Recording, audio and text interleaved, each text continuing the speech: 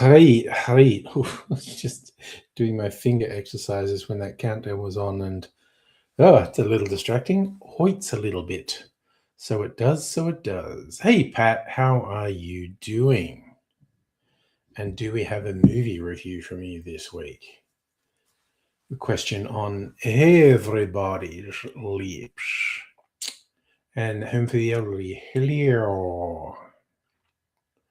Well.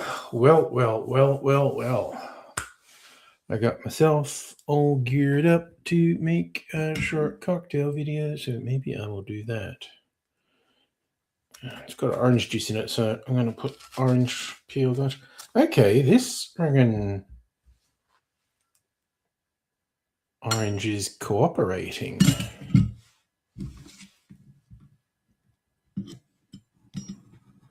Doing some of the best peels I've had recently. Just going to neaten it up.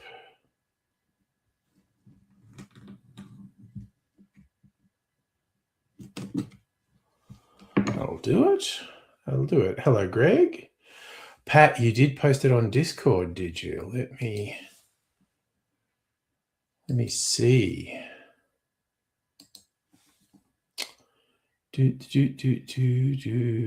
Pat's movie reviews. Oh, that's right. The Strangers, Chapter 3, a 10 out of 10. Love your horror, don't you? All right. Time to get it together. Just make a quick video, which lets a few more people show up, and also gives me something to drink. Now this is, okay, lightly aged rum. Which of my rums qualifies as lightly aged? And a light coloured rum. Husk.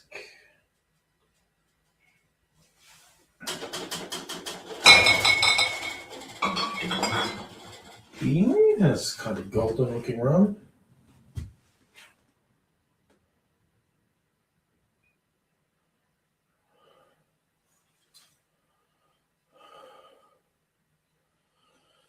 Ooh, the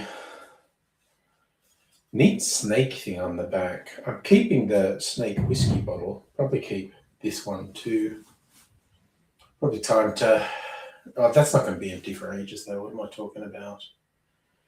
Okay, sorry, apple brandy. Apple brandy. What else do I want? I think it's grenadine. So I'm going to do the silly fake grenadine. I do. Rum, grenadine, saline. Saline happening. All right. Get my amphora out of the cupboard. Hello, Justin. How you going?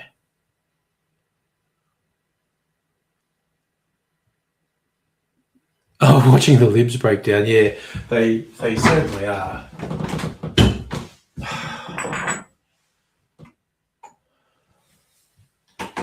They are certainly losing their way. I mean, I'm sure Angus Taylor appeals to some people. I think it's exactly mainstream appeal. But anyway, what do I know? Okay.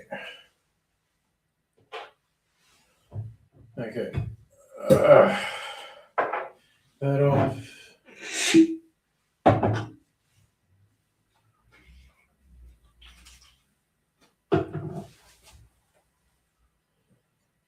Stopper out. And maybe, baby. Oh, look, I'll do the professional thing that I always lie and say I do. I'll actually do it tonight. Chill my glass.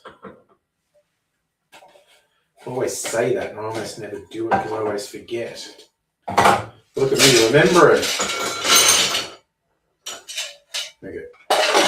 Chill the glass. Okay, everything's ready.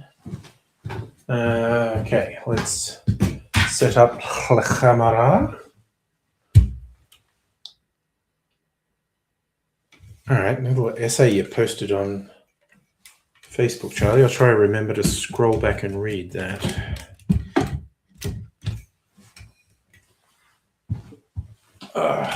Okay.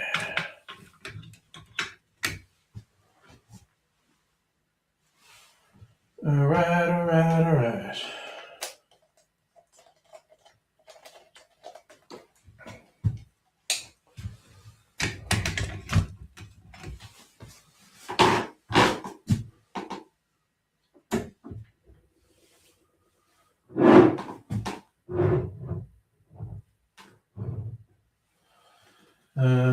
And the light, of course. I will need the light.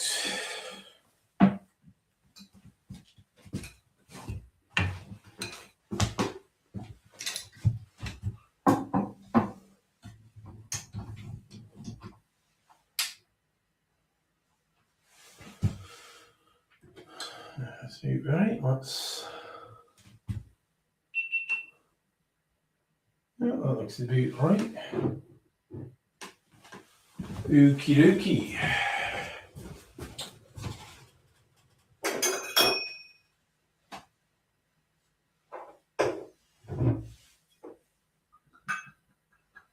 I've got a little bit of glug glug going on, that's nice. Like the glug glug.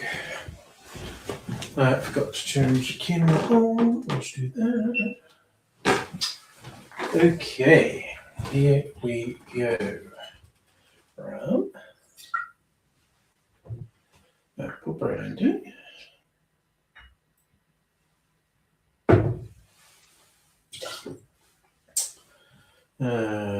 Orange juice.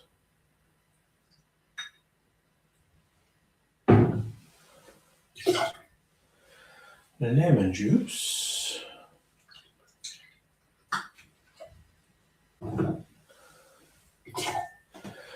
Grenadine.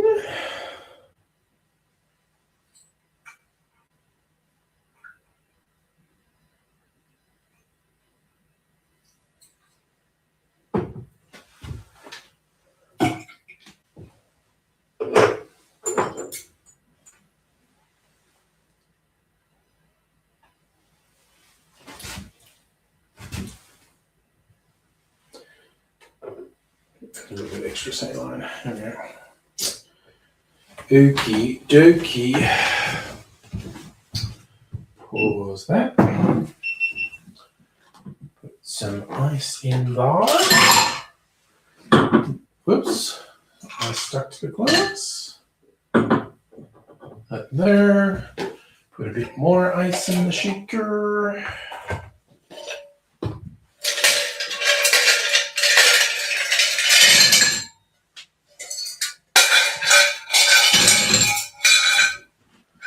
All right.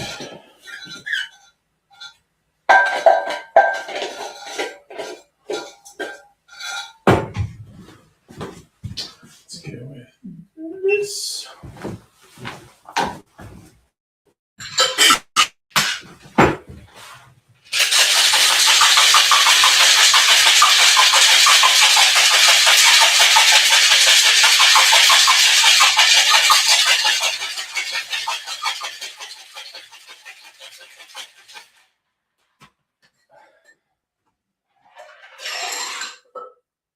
Ooh, it's a very orange colored drink, this one.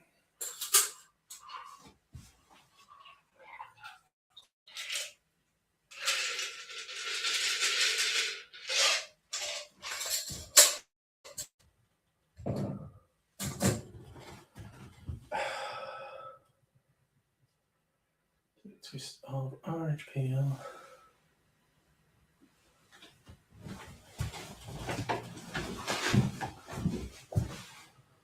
Okay, it's the making bit done. Where are you going? Every time I see the lids off the bottles, I'm like, oh, that's a disaster waiting to happen.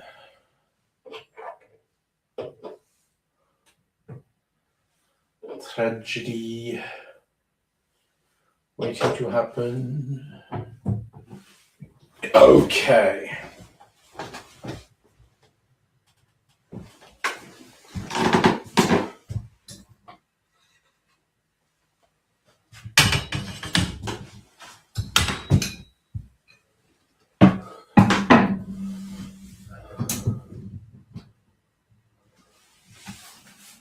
All right. Let's up and go. Get this set up. Should only take a couple of minutes.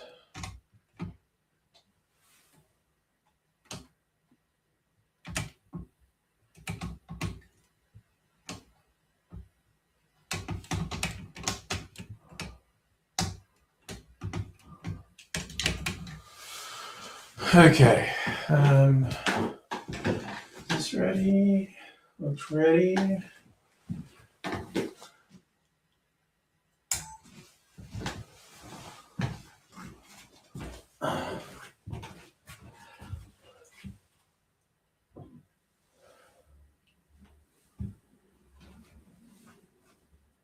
Okay.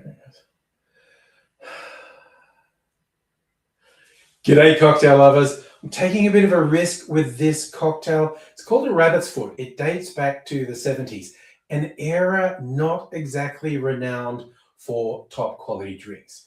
And if you think there are top quality 70s drinks, just take a good hard look at yourself, honestly. But it also has orange juice in it, and I rarely like cocktails with orange juice, but I actually freshly squeezed some orange juice, and I thought, you know, you've got to take a risk every now and then. So let's see what this tastes like.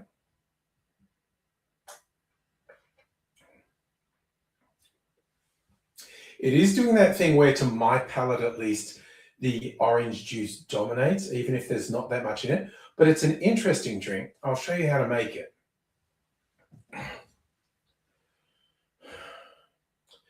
In a shaker, put 1 ounce or 30 mils of a lightly aged rum, then 1 ounce or 30 mils of apple brandy, then half an ounce or 15 mils of orange juice, half an ounce or 15 mils of lemon juice, a third of an ounce, around 10 mils of grenadine, and then just 2 drops of saline solution. Add ice to the glass, shake that for 20 to 25.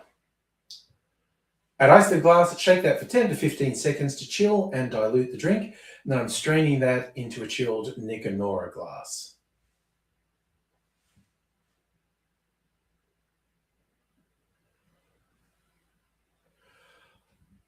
I feel like the grenadine you use in this is going to have an outsized influence on it. From the store-bought ones to homemade ones, it's going to be different levels of sweetness and a different color to your drink. So I feel like no two will be the same depending on those variables. For that matter, the variables of the rum and the apple brandy as well. What am I saying? Every cocktail is unique in its own way. This one, not going on my favorites list, but if you like bright fruity drinks and the rum and the brandy, yeah, someone's going to like it. I don't love it. Maybe you will. It's called a rabbit's foot. Cheers. God, I just started rambling so much at the end there.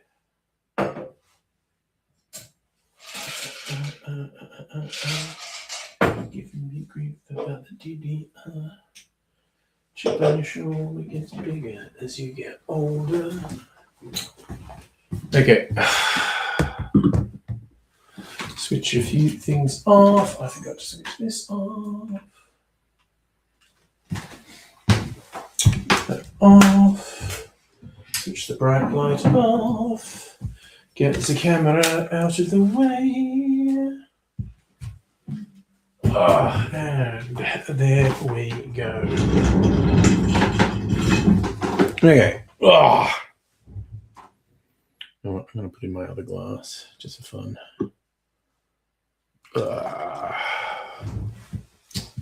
Okay, put that there. Pat had best day. Why was your day so best, Pat? Hello, Madam Butterfly. Stopping over to say hi and go back to sleep. Fair enough. So, Charlie, your little essay. Run a little laserdisc shop from Australia 5 years, nearly 6. Each week, put out 30 laserdiscs shop floor, same time every Friday. Friend said he'd like to see talking about movies from your collection again. A couple months ago, decided to make a video about the new titles come out following Friday. Since then, videos have been getting more and more elaborate. Quite proud of her, Matt. So those of you like that laser? Oh, I think your editing is really good, actually, on the videos. Quite like it. Just when you're timing it, when I didn't have any meetings at work, I could watch it. Oh, you paid to have the ad posted on Instagram? Okay, I hope it works for you. Do me another orange peel. Okay, this orange is behaving really well. It's the best behaved orange I've had in ages. There. Hey, Celtic. Hang on. Oh, dude, you won't be long. Okay, I got the crazy books from you. Okay, we got Toby mail. I have to open it. Just really quickly while you're here. Wait, where's the easiest way to open this? What is it sealed? I can't even work out where. Oh, sealed there. Okay. See what we got.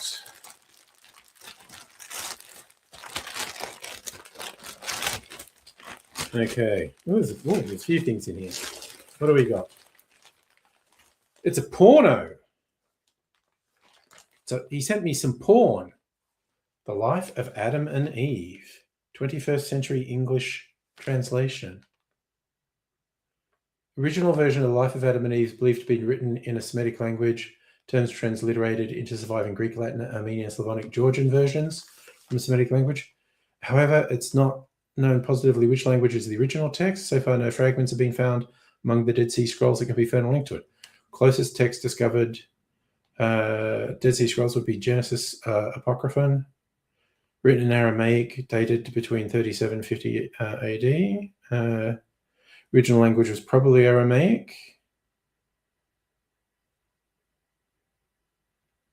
Okay, this one's actually got my interest. Have a look at that. What else is in here? Oh my God, an absurd amount of the Christian flyers. Okay. Well, I'm glad you're taking them off the street. Wait, I thought there was another book in here. What's this one? Apocrypha and ancient writings about Adam and Eve. Also, thousands of years of old texts of about Judaism, Adam and Eve, Garden of Eden. Okay, you might have outdone yourself here, Celtic King, with some genuinely interesting books. As opposed to the ones that I straight away chuck in recycling, I'm going to at least look at those ones. I know, you take all the pamphlets so they don't pollute anyone else's mind. Send them all to me.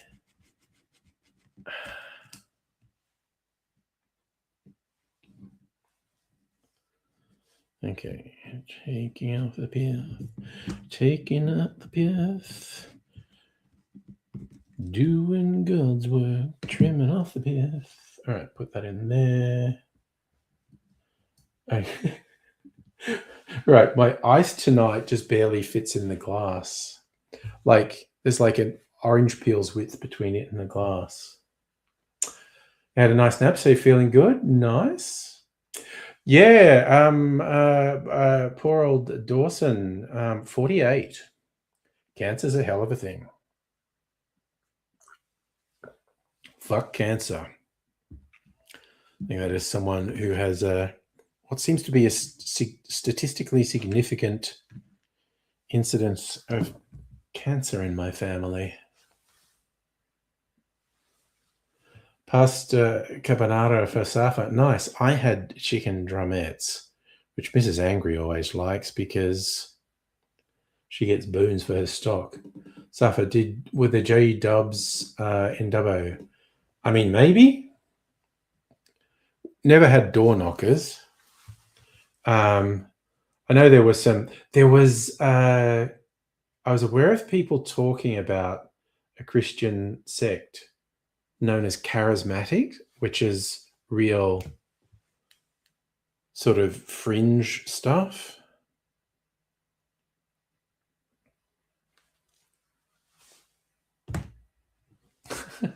Celtic like sexy black things. Yeah, I've got a couple of black or lots of black shirts. Okay, this is not a great drink.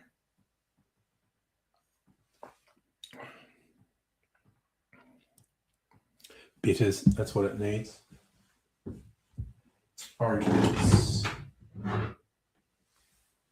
Do I ever remember? Anyway, orange bitters. Doesn't seem to be much coming out of there. Okay. Ooh, I could have done cranberry bitters. That would have made it go really red.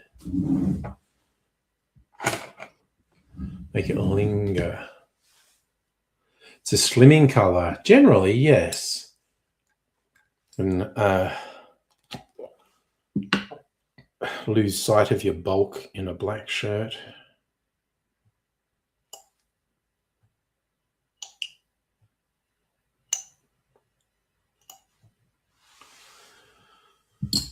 Do do do do do do do do do.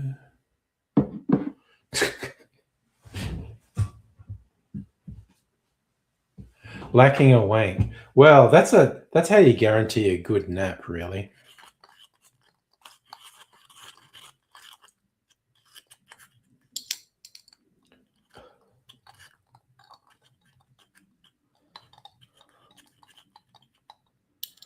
All right, all right, all right.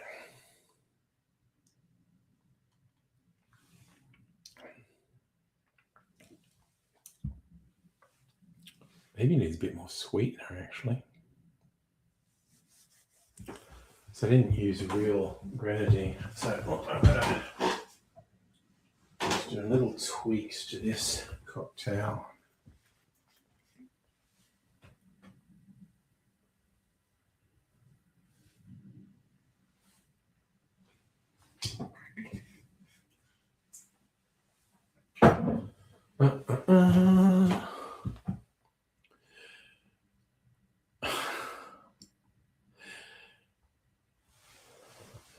A good solid wank before a nap goes from 6 to 8.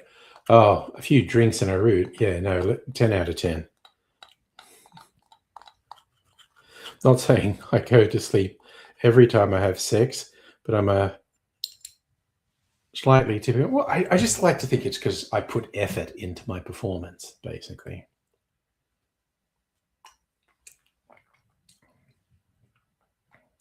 It did need more sweetener. Yeah.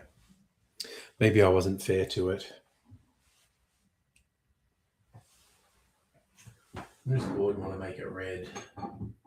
Cranberry bitters.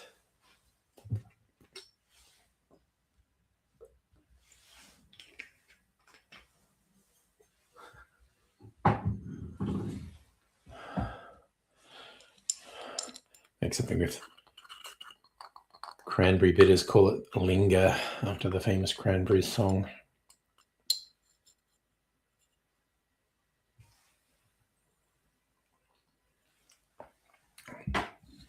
Actually, that's what it needed. Cranberry bitters and sweetener, and it's much better.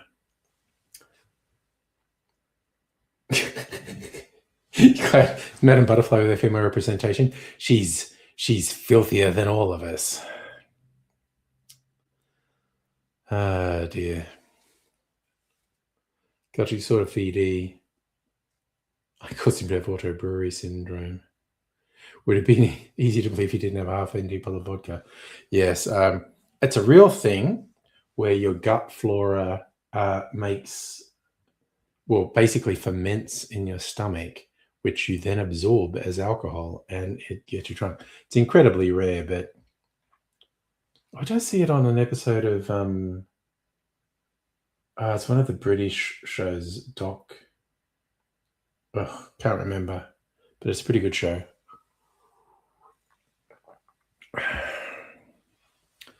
A doctor who's a top surgeon in London, but he develops a phobia about blood, which is, somewhat limiting if you're a surgeon.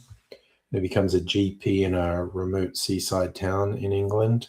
Doc Holliday, I think it's called.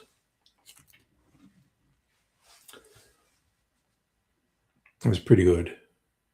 Oh, Home for the Elderly, you've got a dilemma. I do love dilemmas. Moral dilemmas? Let me solve your moral dilemma. Or at least just, make a vast sweeping judgment. There's a chick, newly single, asked to move in with you. Okay. This is where we're in a penthouse forum fucking dilemma now. It'll lead to threesomes, etc. But, dear penthouse, I never thought I'd be writing to you, but...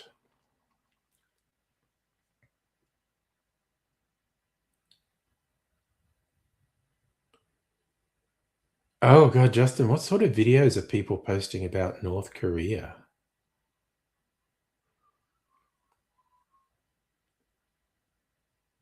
Yes, what's the downside? It's your story.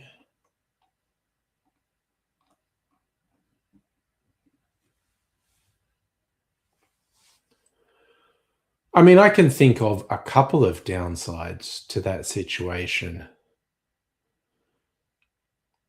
but I'm interested in where it's going.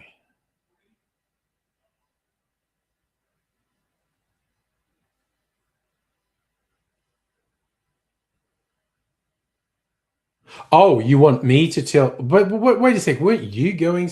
You just want me to invent a downside to it? I'm confused. You started the story.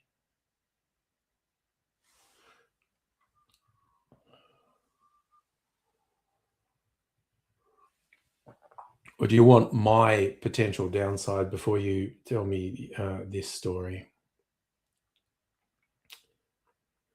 I'm easily confused. That's the problem I'm having here. So you tell me the only downside you can think of, Anthony. Justin. Oh, defective stories in the regime. Okay. So potential downside, you're saying, if there was another girl with you and she was very lazy, oh my God. Okay, this is not the direction I was going to go in, but now I'm dying to find out how you see this. Bring down the morale of the whole house. Is this in a sex way? She's a dead root. Is that what you mean? Or do you just mean not being an active contributor to the house?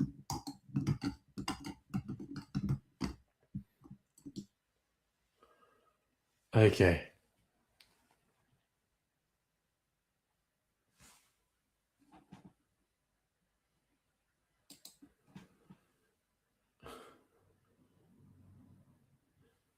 Don't have enough women for a foursome.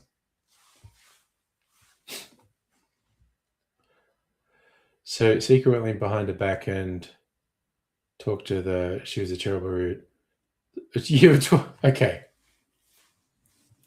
Okay, so this is not a sex thing, this is a house thing. Justin, what would happen if I showed up in North Korea and they looked at YouTube channel? Oh, Jesus. Don't know that I've done any North Korea themed videos. I'm sure I've talked about what no, okay. I don't want to diss the whole country, North Korea, but the regime there is fucking evil. Well, it's a both thing. You're stringing me along here, Charlie. I don't know where you're going with this story.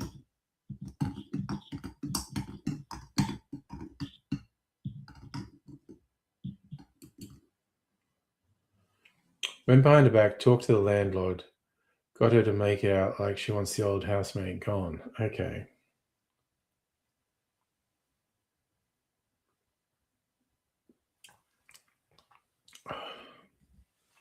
Oh, that's interesting. Sorry, it's a new clarified cocktail. The flavor is really interesting. Okay. New girl is the old girl's best friend. Old girl is Sophie's best friend. Okay, this is definitely getting complicated.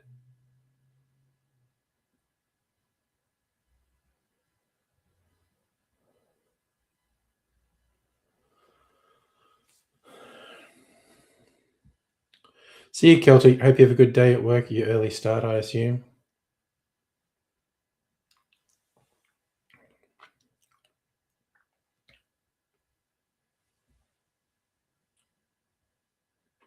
Well, yes, there is the evil and crazy and paranoid. You're right, Justin.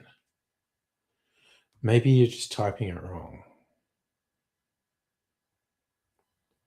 Maybe it's too complicated for time. Point is, we're told the old girl, the landlord, didn't want anyone. Oh, okay. So there had been someone living in the house, and you didn't want them living in the house. So you got the landlord to say, I don't want this extra tenant in the house. But if the new one comes in, uh, because of the friend relationships, it could get back to the other one that you got someone new in the house, which could be socially awkward. That is that is potentially a little bit awkward. Um, now I've got you. Now I've got you. I know where we're going with this. So, all right.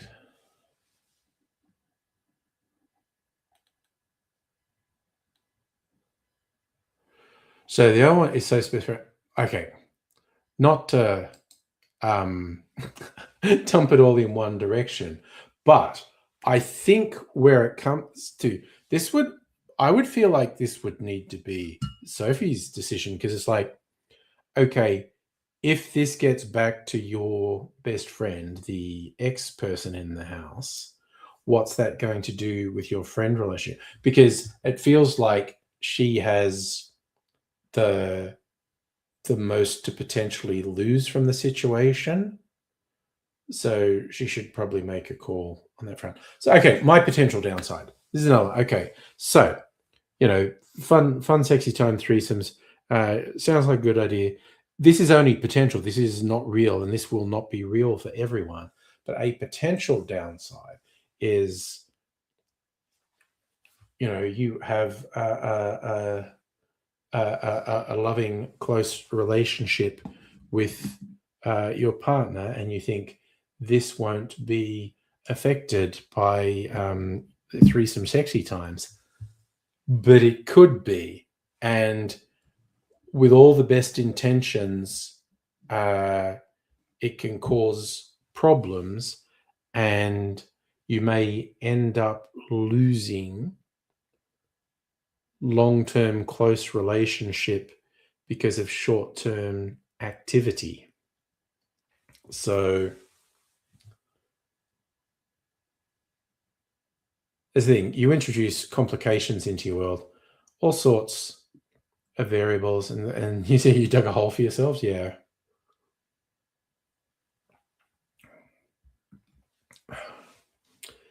It is certainly complicated, the situation that you're talking about. And I'm doing the yeah. I don't think there's easy answers actually, which, that's the best dilemmas. It's not really a dilemma if there's a clear, straightforward answer. It's not a dilemma then, it's just a choice. Maybe just invite her for a night. That's the thing. Humans are complicated, unpredictable. You can't fuck things up too bad in one night. I mean, probably not. No.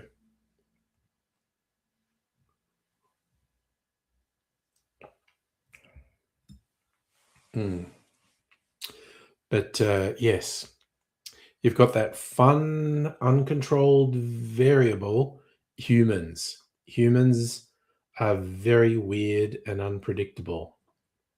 You can make some general conclusions, and I think your general conclusion, you probably can't fuck things up too badly in one night, is pretty sound. But I wouldn't call it 100%, as in, I think fucking things up in one night is perfectly possible. I don't think it's likely, but it is possible. Just as I said, because humans are weird and complicated and unpredictable. I'm still not used to having a fringe. Sort of the hair's like, "Yeah, I've got a fringe. Let's put a fringe down there." And it's okay most of the time, but then sometimes just the sensation of the hair touching my forehead, um, it's really distracting. So you weren't overly happy with it this week. I seen how good your mic is, how little background noise mic took in compared to mine. Yeah, well, I mean, I don't know how you had yours set up. So I like using a laptop speaker. I turned the volume on the laptop way down. I could still hear you, but I turned it way down, and my Zoom was pointing at me. So that was minimizing what it picked up from the laptop speaker, because it was pointing to me and was not far away. So it was maybe just experimentation. I thought it was really good, the video. I really liked your editing on it. So, and yeah, but yeah, still aim to get better and better each week. Yeah, well, see, mine's on a stand. I think that also helps with consistency if it's on a stand.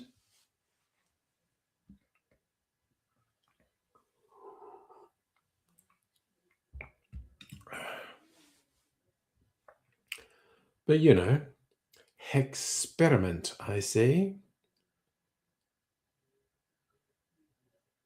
There's lots of scope for experimentation.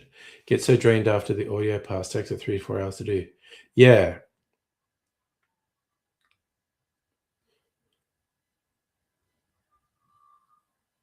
Yeah. So, as I was saying to you, okay, so yeah, what I do, because of course, the camera's got its audio track. So, in the editing software, the first thing I do, get the video track and the audio track, line them up so they're in sync, and then drop the audio in the video track to 0, so it's just the Zoom audio on there. And then I usually do my very rudimentary color grading. I just do white balance and boost the colors and sometimes the brightness. And then I render that in 4K as my base video. And that render, how long does it usually take? Like 10 times the length of the video. So if it's like 3 minutes of video, it'll take 30 minutes to render. If it's 10 minutes, it'll take over an hour. Maybe I might be making that up because I normally just set and forget. But it's roughly that. And then I do the first rough edit of that. Then I fine tune those edits and render that. Play it back to make sure I haven't fucked anything up. And because I like to have music under my videos. If you've ever wondered why I put music under all the videos, it hides audio problems, essentially. Not completely, but it reduces the impact of dodginess in my audio. And the reason I do that separately is because in the past, I found the extra processing required. if I put music on, sometimes the audio would go out of the vocal audio would go out of sync, and that's just a pain in the ass. We're saying as audio, there's a slight delay from when you talk. Yes, there is.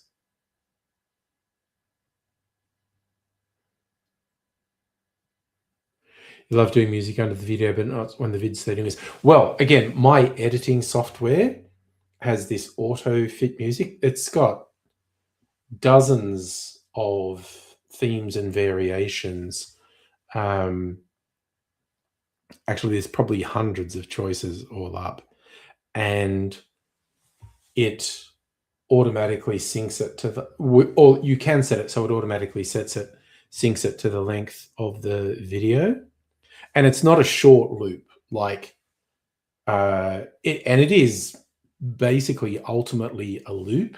It'll repeat things, but it's not like I watch some people's videos and the music is a 5 to 10 second loop. This is not that. So it basically stretches out the music to fit the length of the video. Also, somewhat neat. I forget when I first noticed it, but I didn't realize. Like I adjust the volume so it doesn't overtake the spoken audio, but the editing software is smart in that when I'm not talking, it actually automatically raises the level of the music track. So it's like I'm talking and the music track's down here. I stop talking, the music track goes up to here. I start talking again, it goes down to there. It does that automatically. I do that. Yeah, Strictly Sega video game show had about 18 songs written for you. Nice. I have actually had a bunch of music written for me by people too. Yeah, the auto leveling is pretty good. But yeah, I particularly like, this was a couple of iterations of the software ago. They put this audio stuff in, that just, automatically fits to the length of your video, which is neat.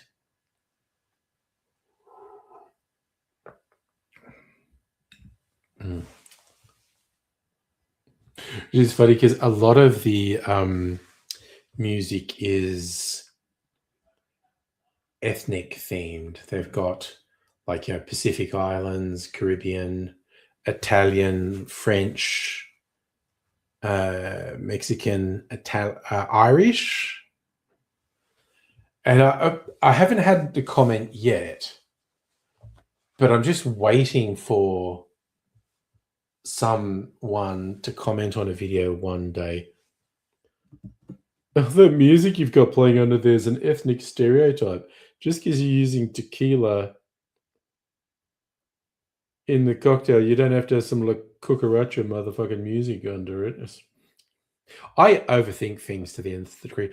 Like, it's always so funny to me when a troll tries to upset me about something. They go, "Oh, your shortcoming is this," and I'm always like, "Oh, motherfucker, you cannot possibly be as harsh on me as I am on myself. You're just a joke." Everybody, what's the most you don't think you've ever heard music? No, absolutely. I don't think many people use my editing software, basically.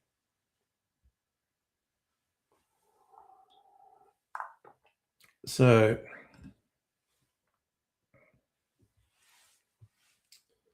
and I do like that my music is not in 100 other YouTube videos. It's nice to have that individuation. But yeah, I've been using one version or another of this editing software since I started on YouTube. And I mean, the version of the software now is freaking unrecognizable compared to things. And as I often say, I'm probably using less than 10% of the features of my editing software. Although you got slammed back when you teamed up with a big YouTuber, told to go get you by a car. Shit, that was a. Oh yeah, took a break off YouTube, focused on being dead. The more profile you get, the more psychotic responses you'll get. You've gotten good at ignoring them. Yeah, they're just assholes, and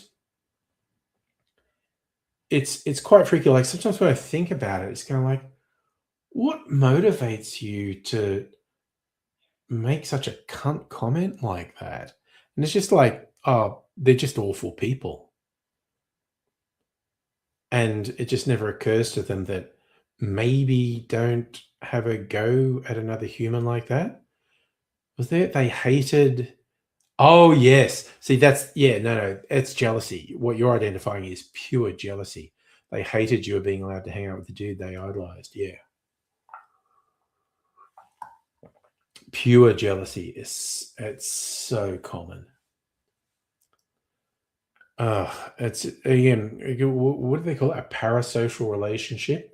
They're all sure they'd be great mates with this person if only they had the chance. So when someone else gets the chance and they don't, it makes them very angry. So you need to see, okay, got caught up arguing. Oh, God, at various points in my YouTube history, I've gone so hard at people in comments. Other times it's just like, meh, I don't care. Your daughter picked up. Why are you so angry, Dad? Yeah.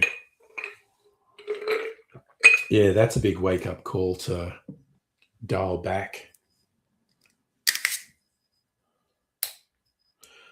I have to admit, I always enjoyed just blocking them because they hate it. Shashi, you felt like the Grinch who stole Christmas. Yeah.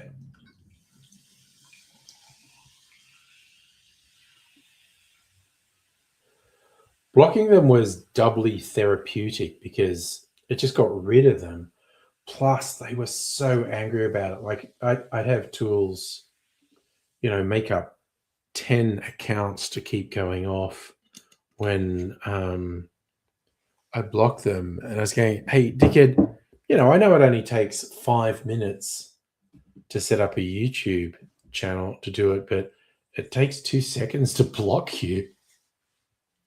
So you're wasting a lot of time on someone who doesn't give a shit about you. So after that, yeah, stopped doing YouTube, focused on collecting those discs, watching more movies. Healthier, definitely. If the dickheads on YouTube are getting to you, the healthiest thing is to step the fuck away from them because they fucking suck. They suck so much. Oh, like I friggin' hate them. It's just fucking pond scum. Yeah, put your attention to more positive stuff. Yeah, discover the old school movies like Gene Kelly, Cary Grant. Yeah, that's going to put you in a much more positive mindset. Although I'm definitely watching. I had in mind to watch some classics this weekend, but I'm definitely watching some of the new ones you added. Namely, Is This Thing On? And oh god, the name keeps fucking confusing me. The fucking Timothy Chalamet movie.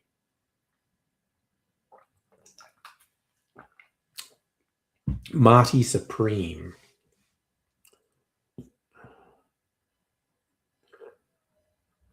You were a fan, Dad. And you're not negatively charged. Yeah.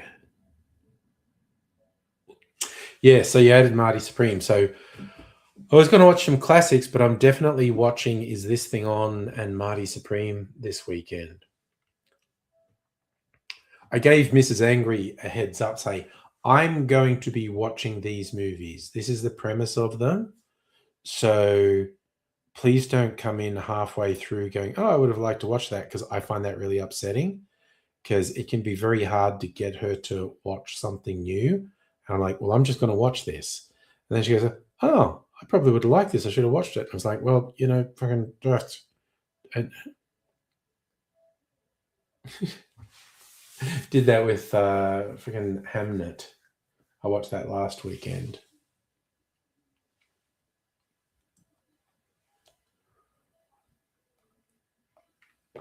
So she watched His Girl Friday with me because I said, look, okay, now I'm going to watch this. And it's, it's a classic screwball comedy. Da, da, da, da. Watched it with me and goddamn, we enjoyed it. Ooh, yeah, no, these are weekend movies. You're upgrading them to 4K tomorrow. Nice.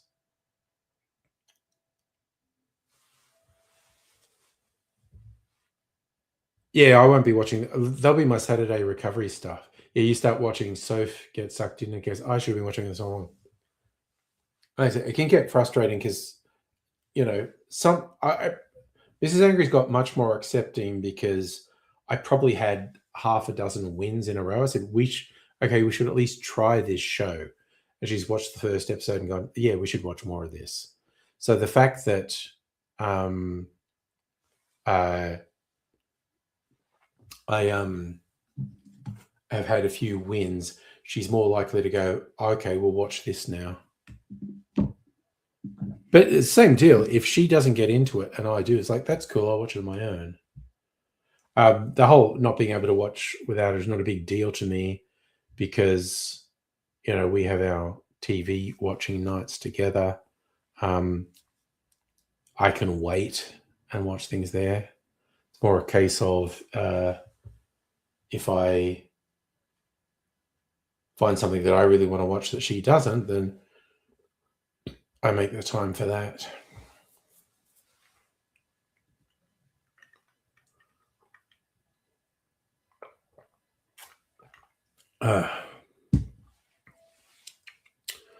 But yeah, getting into you watch way more of it, shows and movies than me.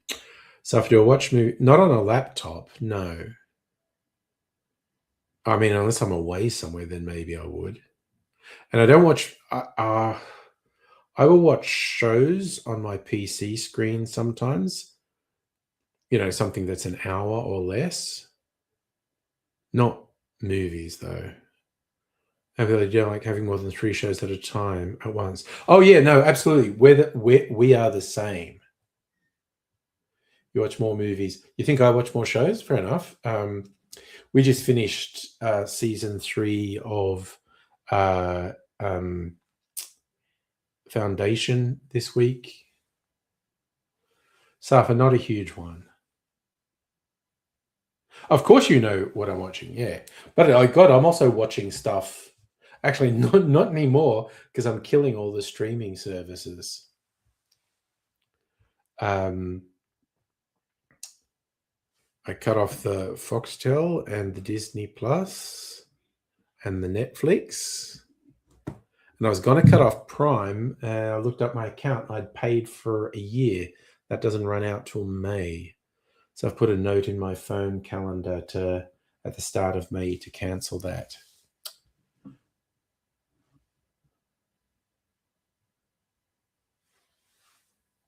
I know.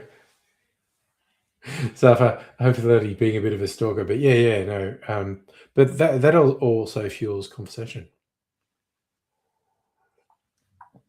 Well, Safa, what I actually did, because I'd been with Telstra forever, and by forever I mean 25 years, and it's like in 2024 they fell out of love with Foxtel, and you couldn't change anything. So I was on like a premium plus package for when the young'uns were living here. Like in the early days, it was to get me Comedy Central and movie channels, and also to have music video and kids channels for the kids. And they're gone now. And so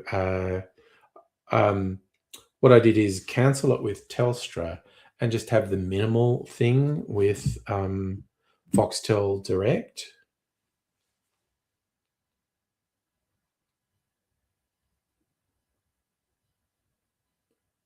I do like someone watches 2 minutes and stops your message to see if it's working. I do have some weird things. Safa, they're actually upgrading me from an IQ4 to an IQ5 for free. That's supposed to arrive sometime between tomorrow and Monday. So yeah, when I was talking to the person, they said, "Oh, you've got an IQ4. Do you want to upgrade to IQ5 for free?" And I went, "Yes, Free upgrade. I'm all about a free upgrade.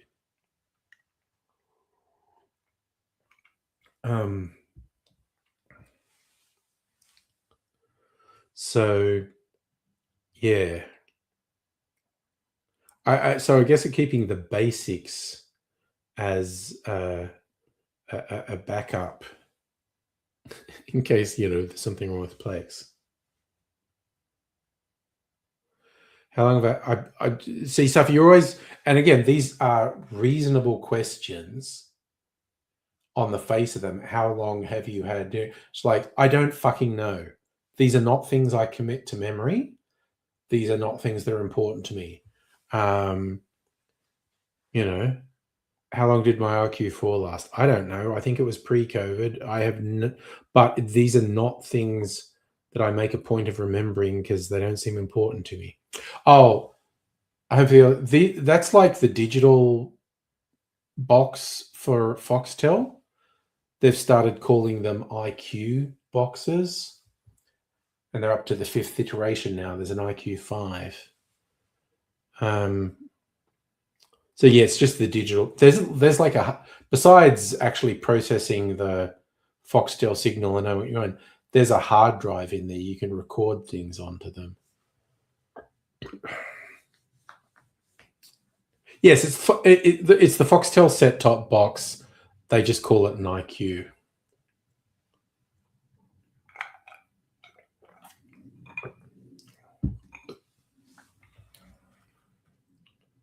Yeah. It's a TiVo. There is actually a hard drive in the IQ box. So, and it's a pretty big hard drive too. You can record a lot of stuff on it. So that's a good backup. Like if the internet goes out, have a few things on that hard drive that you can watch. But also, I've got a pretty big physical media library as well. Your PS3 had a TiVo. Nice. Don't think my PS4 does. Maybe it could. So if I sucks at TV needs its own box if you want to. Oh, yeah, that is one of the most ridiculous fucking horseshit things. There's probably the single biggest backward thing for the Foxtel was like you could run multiple cables, but everyone had to be watching the same thing at the same time. And they acted like it was a great big breakthrough when you could pay extra money so people could watch different things in different rooms, as opposed to broadcast TV, where if you had multiple TVs in the house, everyone could make their own choice. But of course, you can do the online streaming as an individual, so that's a bit different. I like that. You like pre-recording stuff when you get home from work, watching TV on a half-hour delay so you can skip the ads. That's thinking. That's thinking right there.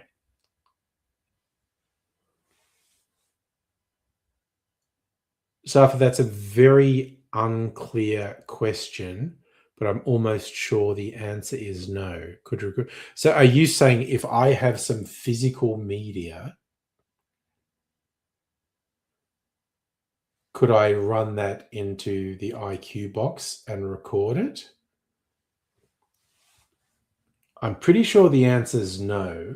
I'm extremely confident with that would be really difficult if it was possible. I also don't see the value in it.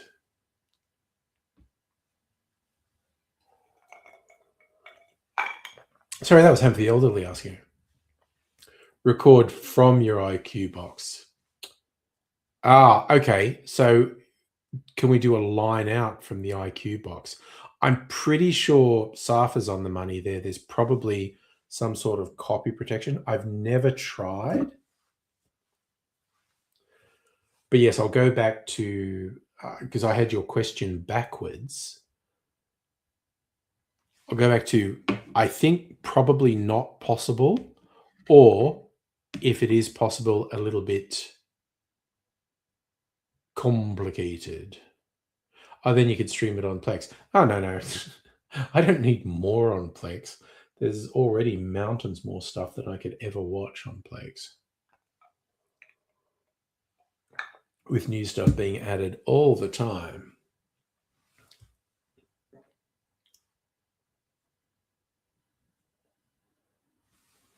No, you're not going to do it. You're just talking about this is a possibility. I get it. I get it. Yeah, thinking out loud. No, I get it. It's fine. Um, I do that a lot. But yeah, there's all these wild and crazy possibilities in this crazy mixed up world of ours.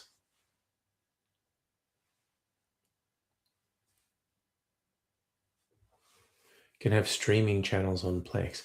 I was just thinking, oh no, the jug that I would make it in is.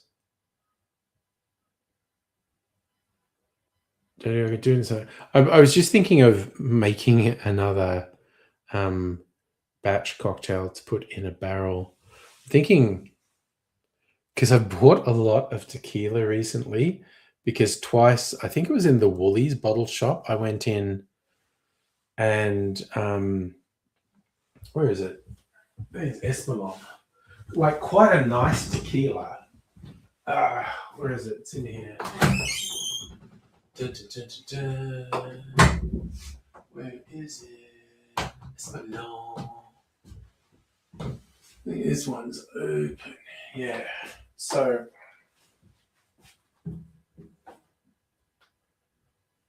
Reposado. They're both Reposado, aren't they? Let me see. Oh. Yeah.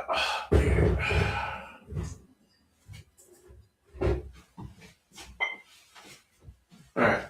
Alright. I'm just getting things out here. Oh. That's for something else. But this Espolon Reposado tequila.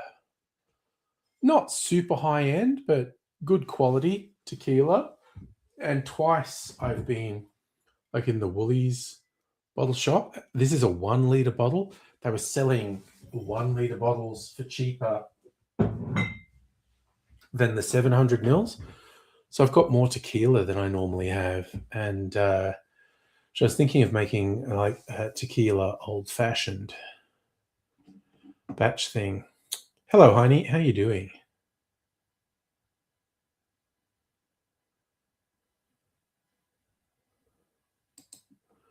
Wait, what's my friggin'... Oh, God, my computer's doing something. All right, now it's stopped now. Heine, do you have Foxtel? No Foxtel. Kiowa and Hubble. That's what some people use it for. Okay.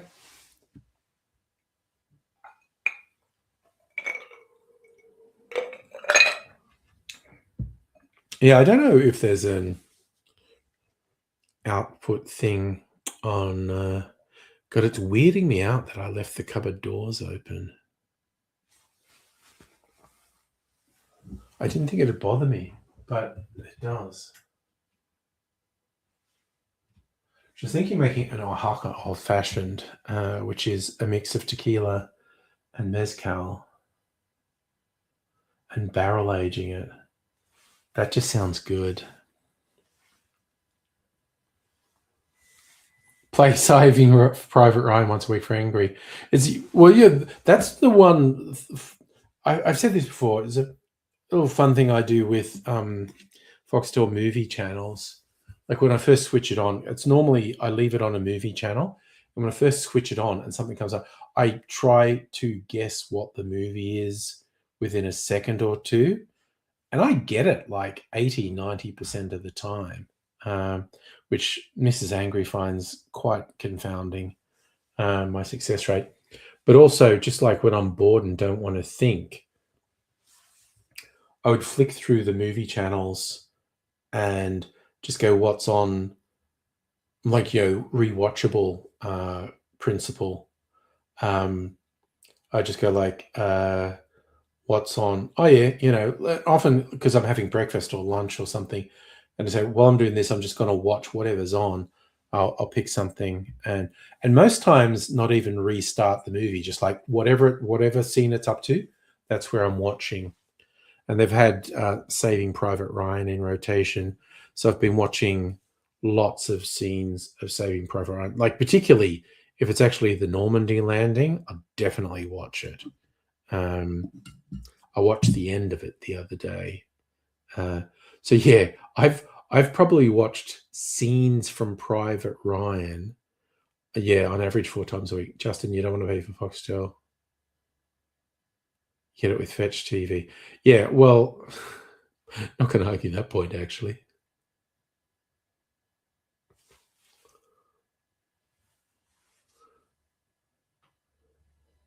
I'm not even sure what that means, Safa. 9% of Foxtel users on broadcast version.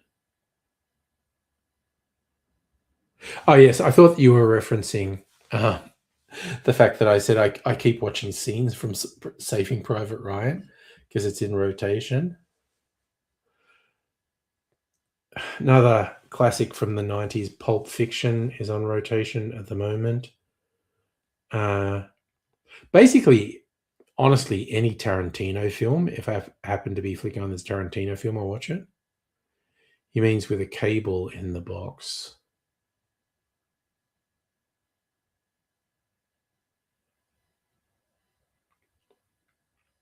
I got a fucking satellite dish on my roof for it.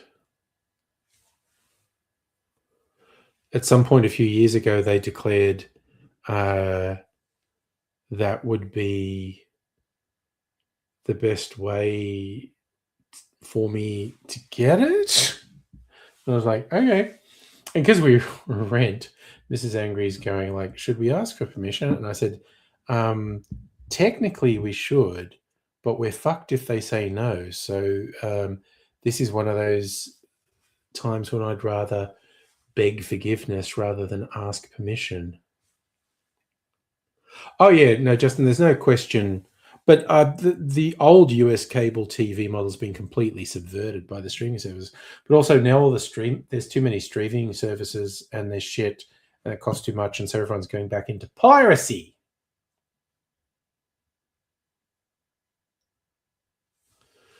Because it's ridiculous. The proliferation of streaming services is a combination of greed and stupidity from old mogul, because broadcast TV was a cash machine. It was incredible. But they looked at Netflix and the growth of Netflix and they got jealous and they said, we should be able to do that. And tech bros went, yeah, we can create a streaming service for you. And they all lose money. And broadcast TV's profitability dropped at least 50%. They're fucking morons. All these big oligarchs are actually fucking morons. There shouldn't be the dozen streaming services there are now. It's and it's worse in the US than it is here. It's fucking stupid. Like let Netflix have its success. Stop trying to. It's like YouTube. All the existing media companies went, well, they were really popular. They've got a lot of money. We want that money. And they launched a whole series of lawsuits, which they fucking lost. And yeah, with Netflix, they just launched rival services that just lose money. YouTube is the one that's on the rise. YouTube continues to increase its audience. So it's like, whatever, guys. But yeah, now all the TV studios and film studios are all run by fucking morons, honestly. They had a license to print money and they fucked it almost completely. It's ridiculous.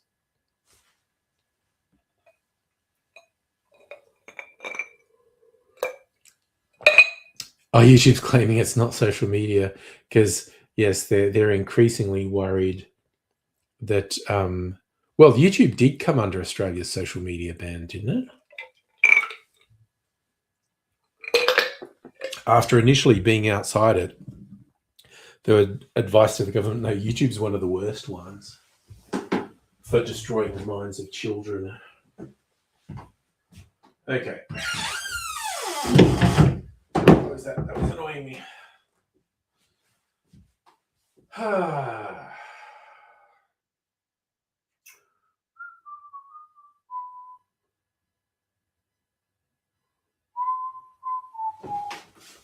Okie dokie. Just arbitrarily doing something here. Whiskey named after a wallaby. Wait a second. Sugar syrup first. Does it have to make it linger?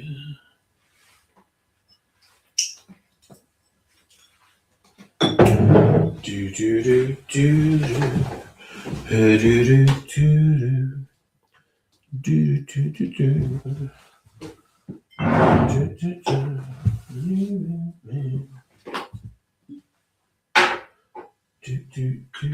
do. Got me wrapped around your finger, yeah. Do you have to let it linger? Let's go with that shine. Can you tell the difference between shit and shinola? Alright. Knocked off a magnet. That happens. Yes, you can use it if you don't. You can't have an account. Oh, Roblox should be shut down. Roblox is a fucking disaster area. A combination of getting kids hooked on gambling and being a haven for fucking predators. US going after the e-safety commissioner. Yeah, it's just because all the tech companies are bribing Trump with millions of dollars. So he'll do whatever they want. It's just, the US government is now so blatantly corrupt.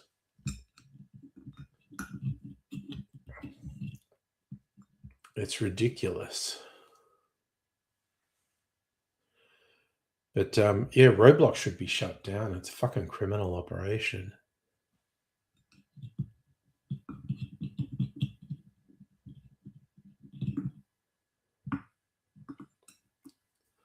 But, and the US is particularly paranoid that, Australia went out and enacted a social media ban for young people. They're particularly worried that the rest of the world will go, you know what? There's unequivocal evidence that it's damaging the mental health of just so many people, and young people are particularly vulnerable. We should do the same thing. Of course, the real kicker would be if the tech companies were ever held criminally liable for the damage they've done. Facebook in particular would be supremely fucked. But they're all fucking guilty of it. So they've just been acting with impunity for decades, doing whatever they want, causing whatever harm. Not saying they necessarily wanted to cause harm, but they were recklessly indifferent to harm. Like, we know for a fact Facebook did extensive analysis on the type of advertising vulnerable, insecure teens were particularly going to be affected by. And they exploited that. We know that for a fact. And yes, Justin, I think you're right about the mess to clean up.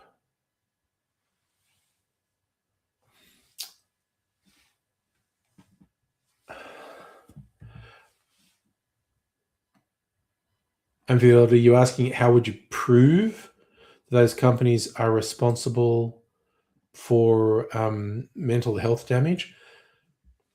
Prove is possibly a strong word, but gathering evidence that's difficult to refute is actually relatively straightforward, particularly once you get whistleblowers from within the companies that release memos of, oh yeah, here's the thing where we knew we were fucking up. We knew we were hurting people, but we decided it was good for profits, so we went for it. But it's like broadly the body of evidence used to justify like Australia's social media ban was professionals looking at the level.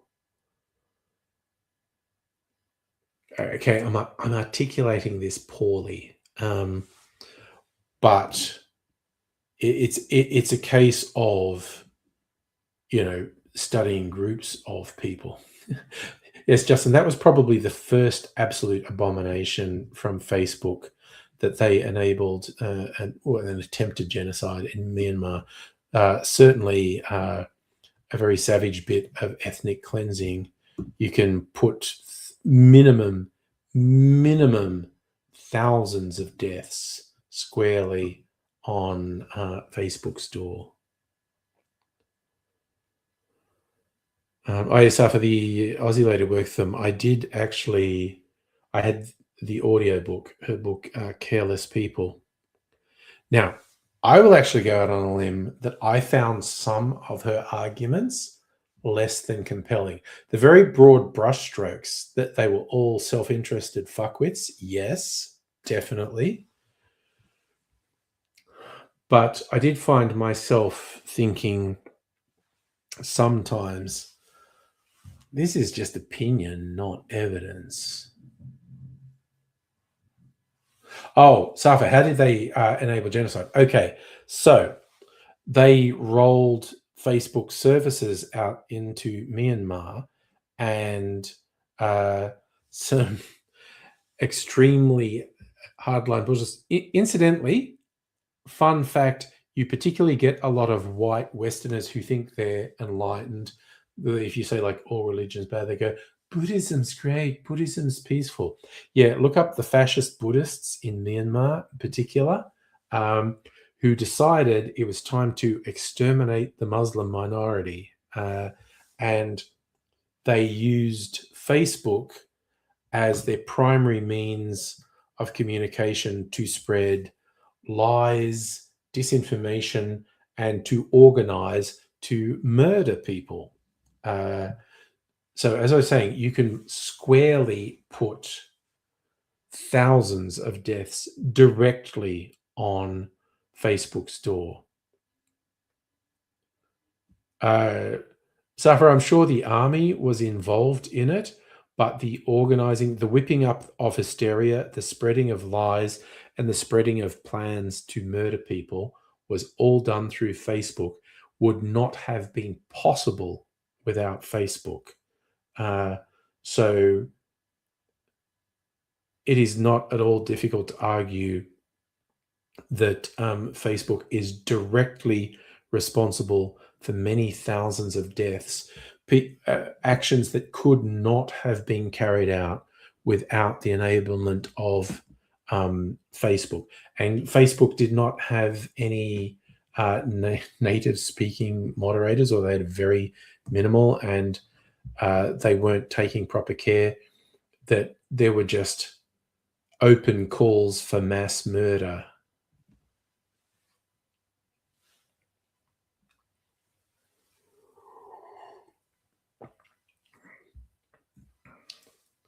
So, Justin, part of the issue, information, misinformation travels so quickly, it's difficult to stop. So that's why Iran's closing the internet. Look, the best thing about the internet is also the worst thing about the, or the best things about the internet are also the worst things about the internet.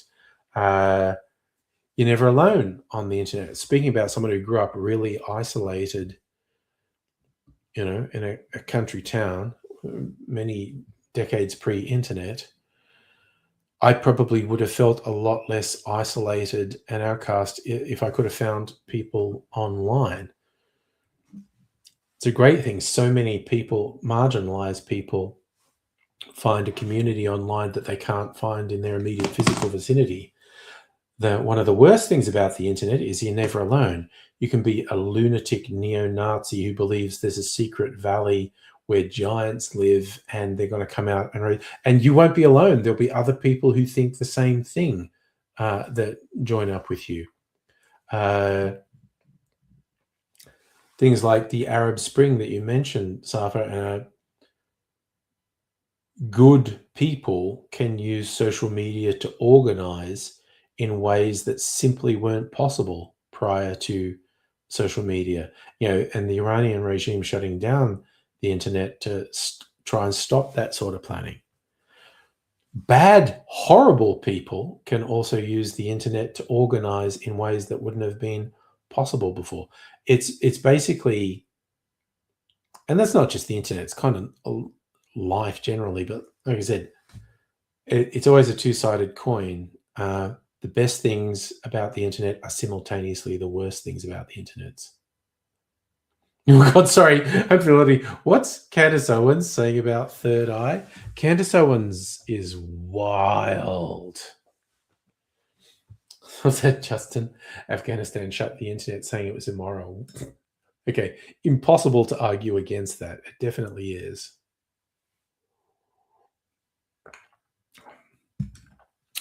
Do I think the Taliban are a bunch of sick fucks who, the world would be better off without? Abso-fucking-lutely. But the statement that the internet is immoral, pretty much impossible to argue with. It's just a question of, is it acceptable that it distributes that amount of immorality? This is still stuff that I think's immoral on the internet that isn't porn.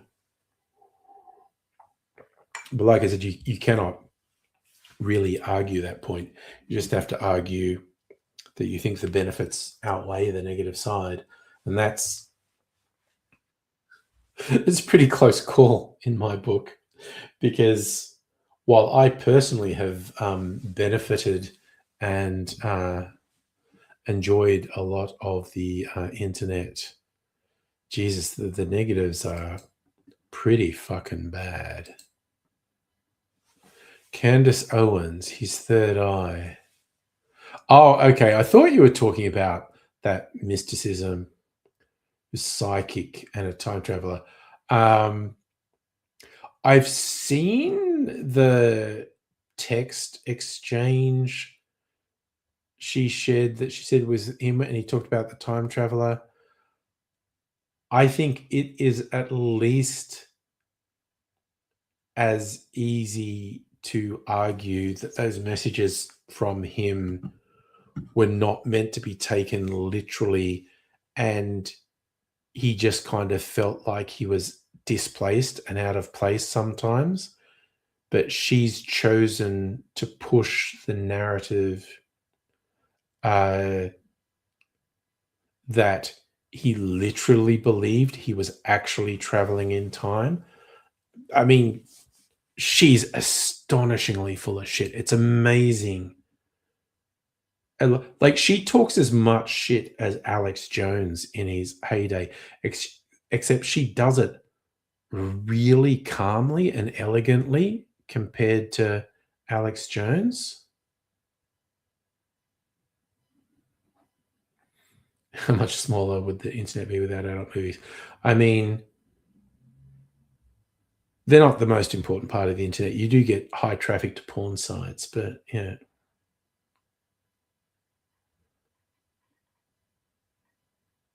What the fuck is up with all the Buddhist shit? I mean, okay, Charlie Kirk is a liar, a charlatan, and a grifter, okay? Trying to argue anything about him was sincere, apart from basically the white supremacist shit and using Christianity as a shield for his white supremacist views. But his world was so weird. Like, it wouldn't surprise me for a second that he said weird, inconsistent, fucked up shit, because he was under like so much pressure and he was so disconnected from reality so much of the time. So what's another annoying thing about Foxtel? Different TV and wall plugs. I did have to get someone come in and physically install in this place when we moved in, yeah.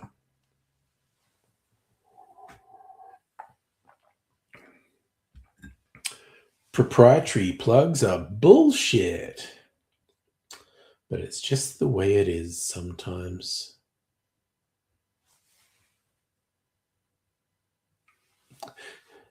Who was eating mushrooms on Epstein's plane?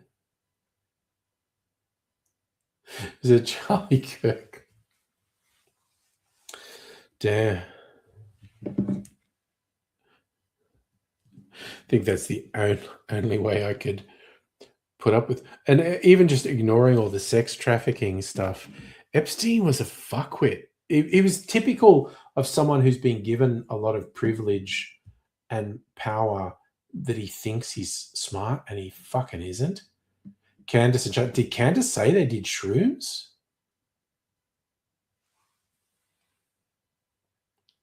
Oh, it's just a joke.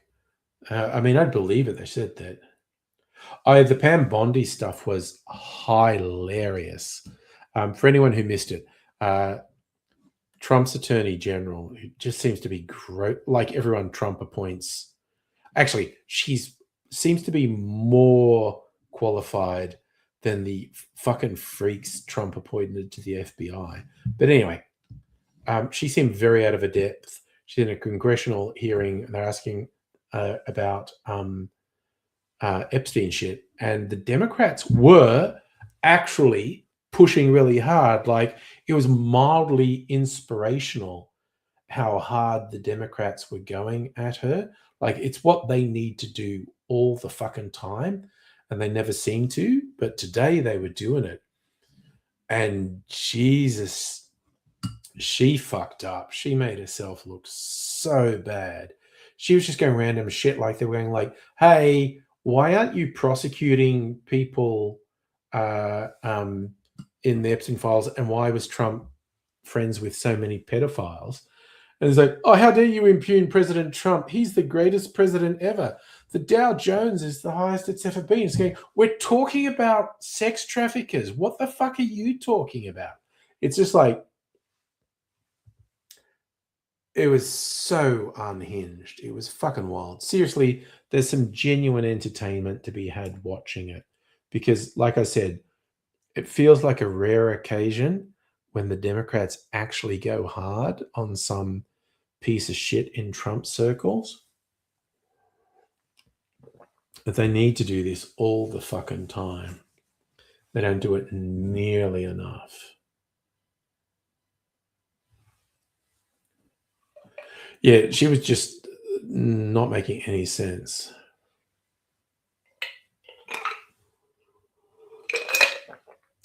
So Trump didn't want to go to the Olympic Games. US president never goes to the Olympic Games, let alone the Winter Olympics.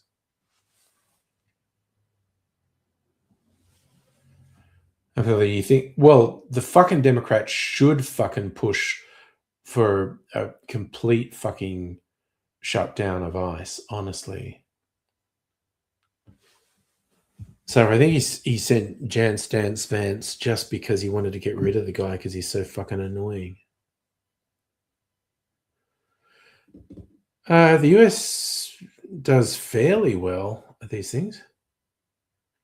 Yeah, no, the vice president gets sent to do, you're right, Home Field, he gets sent to do all sorts of boring shit overseas. The president never goes to the Olympics. And I'm perfectly prepared for someone to say, that's not literally true. Here are the examples of various presidents going to the Olympics. But the Winter Olympics, really? I love it. Winter Olympics is like under 19s football. The Australian equivalent of ICE. Well, from what I've seen this week, the New South Wales fucking police force, some fucking psychotic videos came out. The Sydney protests against the Israeli president, prime minister. I forget what the fucking role is. Just like literally terrifying. Cops, multiple cops holding a person down and punching the shit out of them with no justification. Like just absolute fucking thugs. I suppose, but okay, if it's being literal, who's responsible for border control in Australia? I think it's the federal police.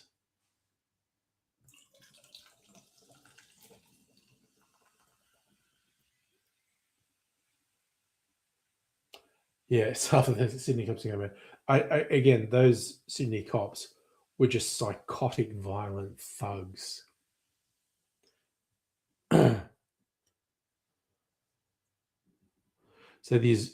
So that's who's visiting. Is the president you're saying is the equivalent of the governor general? Yeah. Sorry, Netanyahu's prime minister, isn't he? I'm not that au fait with the Israeli parliamentary system.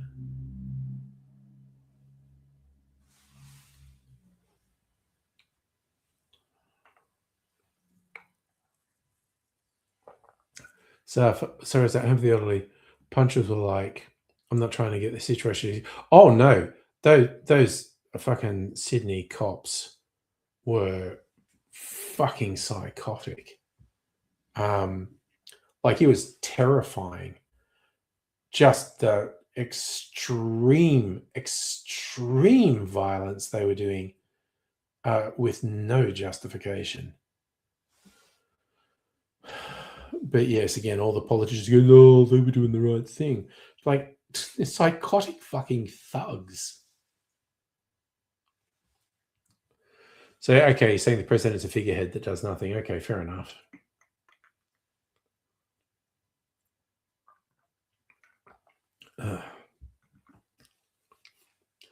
So most countries that have a president, the president's not actually responsible for legislation, like not responsible for running the country, but has like executive powers. I don't know. It varies.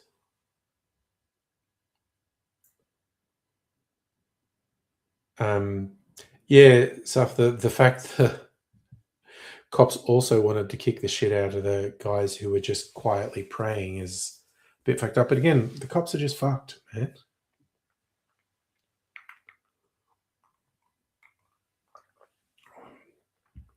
It's just a fucking shit show.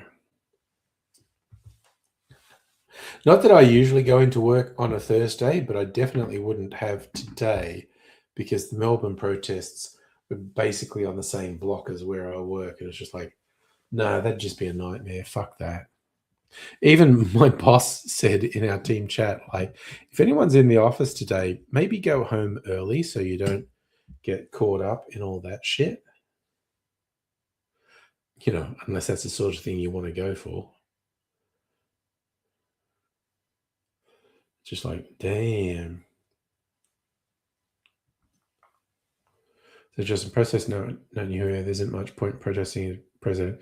It was symbolism. Oh, but okay, he's a piece of shit, though. The Israeli president, I'm pretty sure he's just said some of the worst fucked up things, like, that so many Israeli politicians say. Like, he's a piece of fucking shit. And the symbolism of it is just some abject fuckery.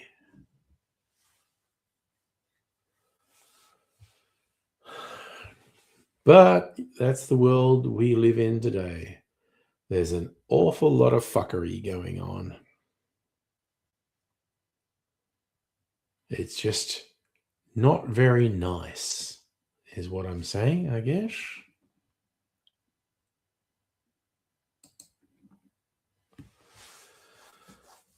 What are you going to do?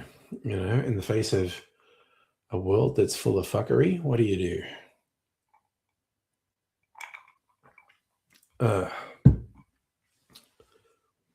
It's very interesting across Western democracies, the increasing behavior of the state in outlawing protest is really disturbing.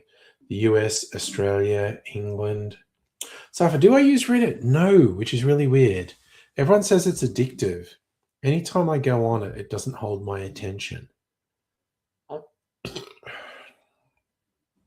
Justin, yes, Israel has always been controversial. You know, and it was like the colonial powers post World War II created the state of Israel to destabilize the region and to have a power base in the region. And look, I actually completely understand post World War II Jewish people thinking, you know, we need a Jewish state because we've seen the worst that can happen. So we need a place that will protect us no matter what. It's just how it's turned out. It's not realistic. Like any sort of ethno state is unsustainable. Like in the best light possible, it's a recipe for economic decay and collapse. I'm choppy, but not buffering. Oh, who the fuck knows what that is, Safa? The internet's a strange and mysterious thing. Like, you know, you see Japan's in terrible trouble because, you know, they're not quite to the degree of Israel, but they're basically an ethno state and they're collapsing economically. South Korea has the same problem. Whereas, you know, Israel was dependent on masses of Palestinian workers, but treated them like shit. So if you Russia as well, I have not paid that much attention to Russia, but it wouldn't surprise me. But also, you know, Israel has become such a violently enforced apartheid state. That's not sustainable. Well, Justin, you're right. China realized because, you know, there was in the 70s in particular, there was this overpopulation peril idea. So they introduced, you know, the one baby policy and they ended up with a gross population imbalance because everyone wanted sons or something. And that's not sustainable. And so they dropped it. But that was also, you know, there was a real overpopulation paranoia in the 70s. And now we're in the thing with, oh, sort of capitalistic economic expansion relies on population growth. If we don't have population growth, we'll get economic collapse. Safa, is Israel almost a state of the US? It is basically an outpost of US influence in the Middle East. That's why it exists. Yeah, just absolutely. The one-child policy fucked China, and they're still recovering from it, or failing to recover from it, perhaps. But it's okay. It's really only a problem if you're locked onto the capitalistic idea of endless growth, which is ridiculous because we're in a closed system, so you can't have endless growth. But there's that mentality.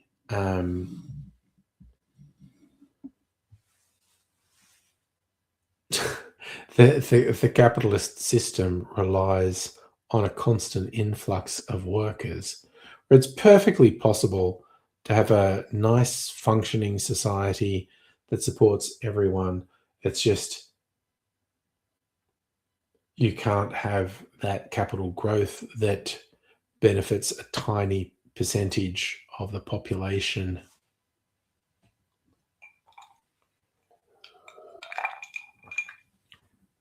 Because that shit's just not sustainable. But, humanity goes through ebbs and flows. We might be going into a period of complete chaos. You think China's population lapse could stop them from displacing US as a global superpower? It's swings and roundabouts. You particularly talk to the white nationalists in the US, they're worried about the lack of population growth among white people in the US. There's a lot of variables, basically. There's a great amount of maybe not. The rather extreme state control of kind of everything in China could solve the problems, could make it worse, honestly. But the absolute chaos in the US is likely to cause enormous problems.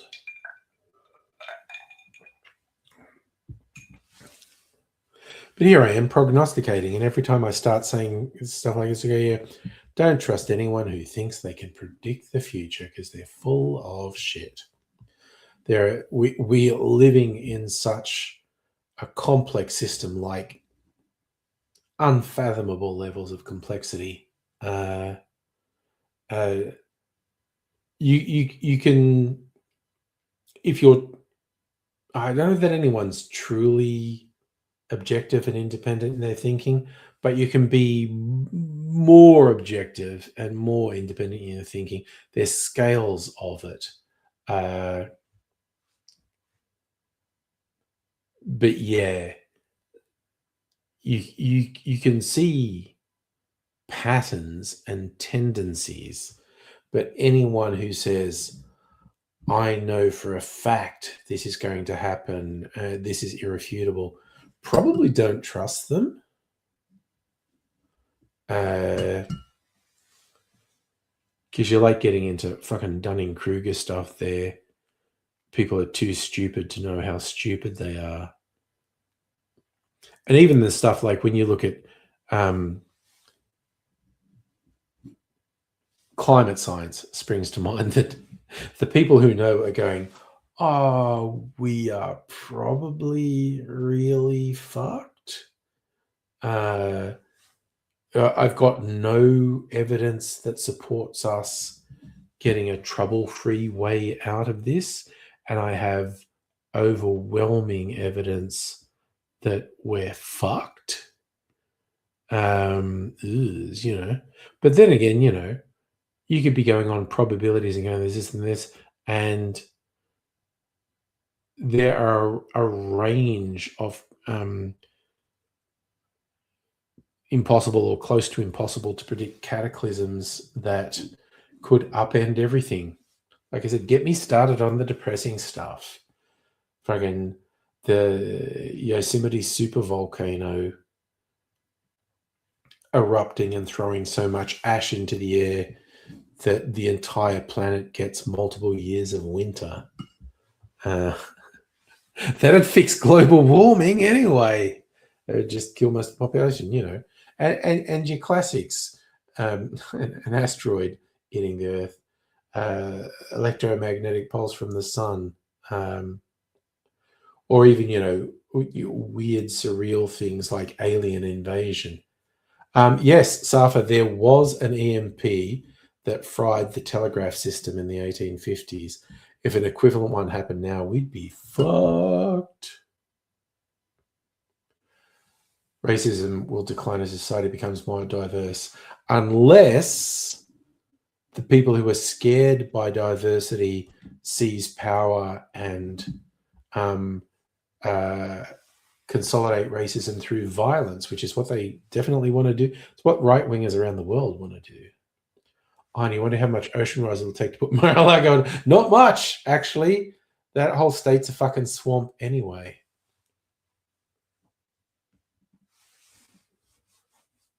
Oh, Safi, you're saying the volcano happened in the 1850s. There was an EMP in the 1800s as well.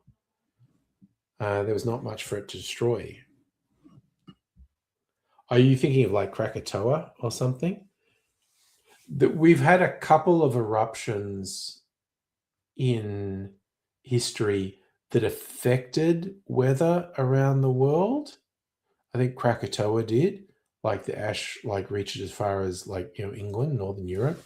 I'm talking about the Yosemite supervolcano, which the eruption, it had the capacity to destroy several US states, but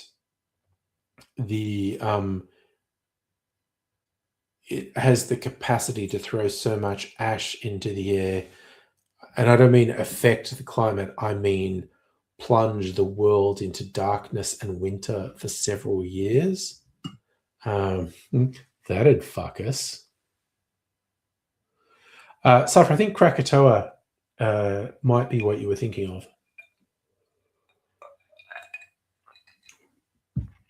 of. But yeah, historically in Europe, like Italy had a couple of really big eruptions.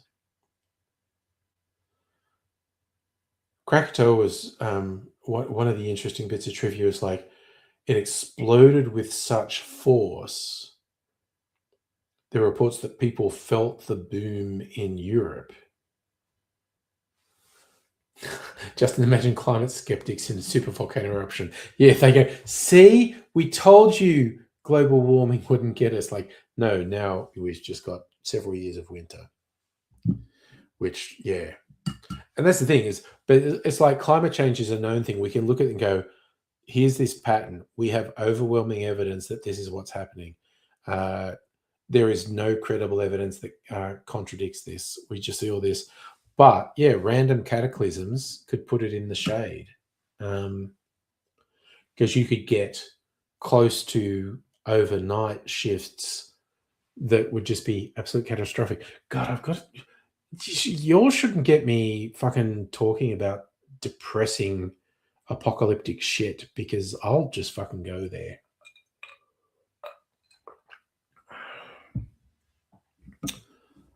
But the big ones that are statistically possible, unlikely, but you'd have to admit they're possible. And the three big ones that always occur to me are supervolcano explosion, really big asteroid hitting Earth, or really damaging coronal mass ejection. Justin, you'd make climate change denial illegal. You can't really make opinions illegal.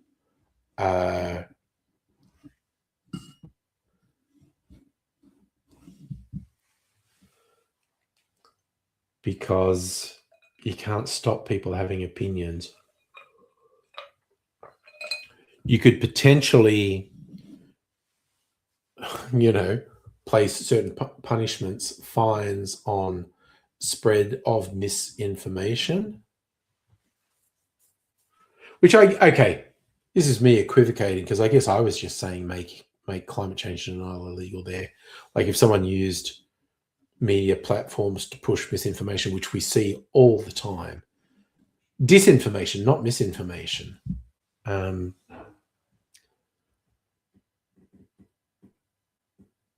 So yes, if I'm honest, I probably just went from saying you can't make it illegal to I'd make it illegal. So it all depends how you phrase it. But that would require government control of media outlets, which is dangerous. Like I personally think there needs to be a degree of regulation. but striking that balance between a degree of regulation that tries to rein in actual fraud and deliberate malicious disinformation, and still allowing the expression of ideas. Because I have opinions and words that quite a few governments would like to not have out there. So it is somewhat of a balancing act between a reasonable level of regulation, which I do think is required, and allowing suitable amounts of free expression. Don't even get me started on free speech warriors who are liars and hypocrites to a fucking person. Because there's definitely stuff that they want to suppress. There's definitely stuff they want made illegal. There's definitely stuff they want punished, but just not, they don't want to face any repercussions. They're all fucking liars.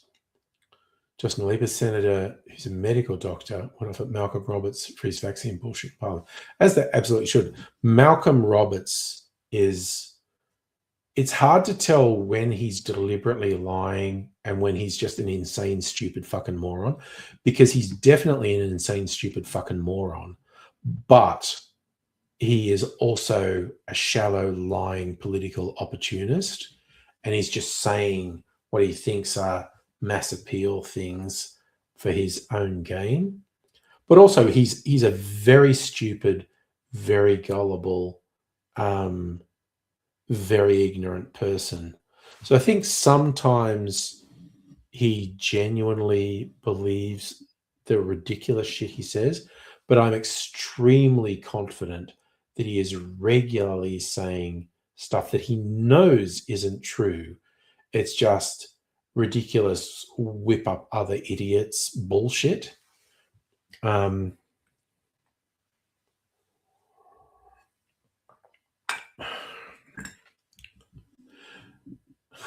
It's like, I don't think you can go hard enough at Malcolm Roberts, like in, a Labor senator.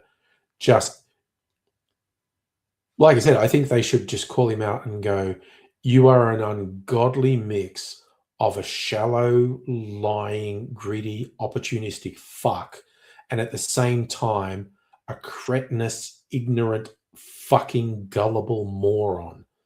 And neither's defensible. When you're being a gullible fuckwit, you're saying insanely stupid stuff that you've been convinced of, but a significant amount of the time, you're lying. You're spreading bullshit. And you're just a horrible, fucking vile political opportunist. Basically, you're a scumfuck filth. And yes, Justin, that is a horrible, horrible truth you're saying there. One nation improvement means more Malcolm Robertses. Just, yeah, it's like exactly what we need. More fringe fuckwits in Senate and fucking Parliament. It's just fucked. But god damn is all I can say. God damn. And we can blame the Liberal Party for that, for not being a coherent conservative movement that they left the ground for far-right fucking lunatics. The fact that the Liberal National Party coalition has had no integrity for decades, and they've just laid the ground for unhinged conspiracy fuckwits. I blame everything on John Howard. Not even joking. It's just like, in the US, you can trace all the worst things back to Reagan in the 80s. I just think in terms of social discourse, John Howard thoroughly fucked Australia in the 90s by mainstreaming racism. And, as I always say, being fair and balanced, the spinelessness of the Labour Party with only ever weak counter arguments to it, just entrenched racism. And yes, Justin, I've said lots of times we need a strong opposition because there are two problems that go with a weak opposition. One, the party that's in power maybe gets too complacent and power hungry and goes to shit. But second, of course, without a coherent opposition, all the fringe nutcases start moving in, which is, not good. Hey, Latoya, how are you? Good morning to you. Just here for a few more minutes, basically. Talking Australian politics. I got my little cohesive bandage here. I'm going to put on a fresh one on my dinged up little fingy for bedtime. A bit of a compression bandage on it. It's way less swollen than it was a couple of weeks ago.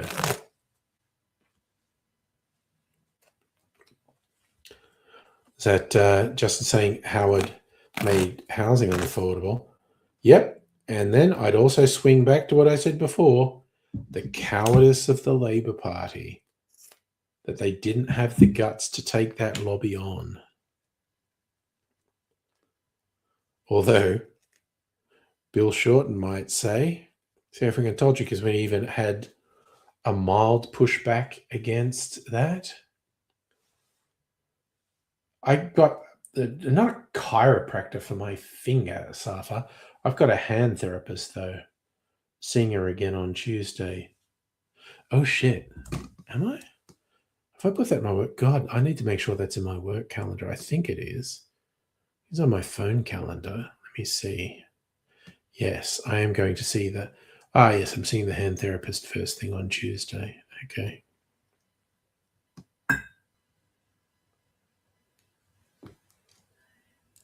Justin, you put me in Parliament. I think I should be in the Senate. Like, I could get a Senate seat and just really fucking go off at people. Form the cocktail party and just go off at people in the Senate. Oh dear.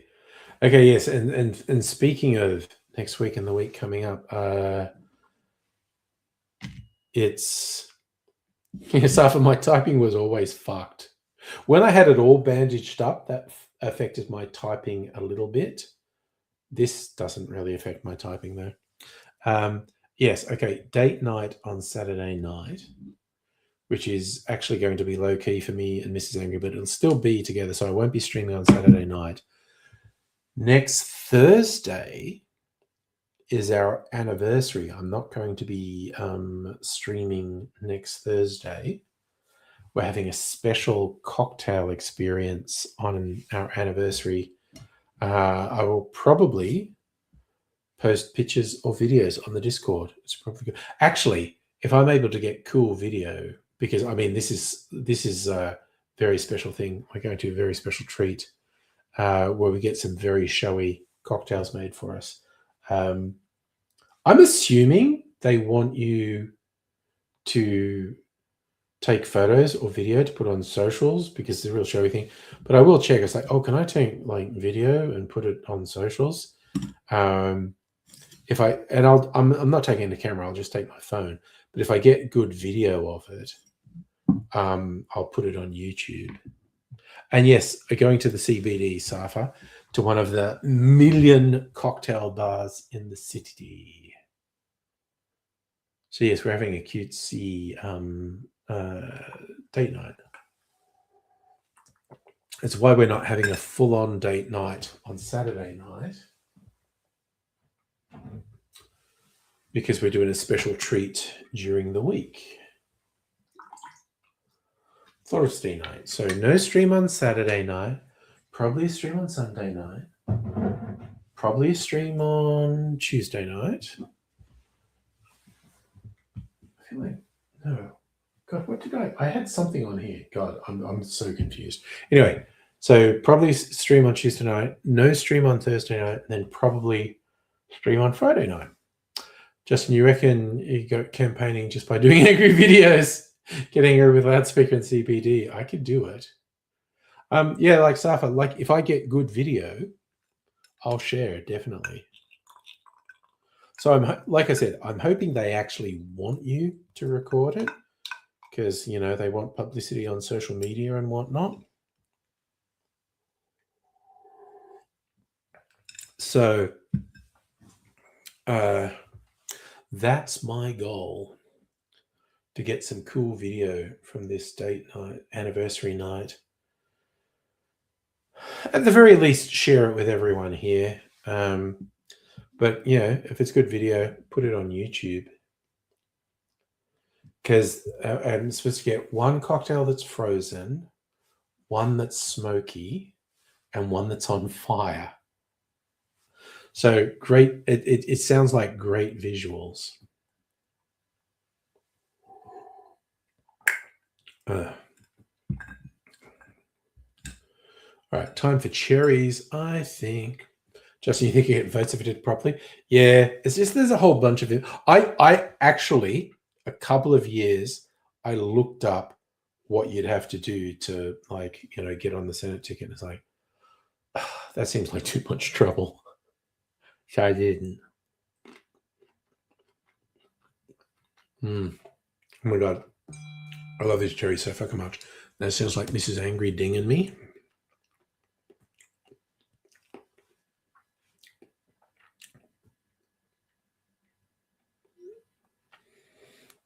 God, I love these fucking cherries. Honestly, they're so yummy.